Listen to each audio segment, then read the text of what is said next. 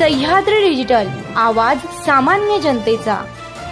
प्रजासत्ताक दिनाच्या निमित्तानं युवा नेते तथा लोकसेवा जन फाउंडेशनचे संस्थापक अध्यक्ष निलेश येवले यांच्याकडून खालुमरे, येलवाडी, सांगुर्डी, कानेवाडी तर्फे चाकण या गावांमधील जिल्हा परिषद प्राथमिक शाळांमधील विद्यार्थ्यांना शालेय अभ्यासक्रम व्यतिरिक्त गोष्टीची पुस्तकं, समाजसुधारक, महापुरुष व संत चरित्र असे पुस्तक व वही वाटप करण्यात आलं। या उपक्रमात सर्व शाळांमधील शिक्षक वृंद, शालेय कर्मचारी, पालकवर्ग तसेच स्थानिक ग्रामस्थांची मोलाची साथ लाभली आहे।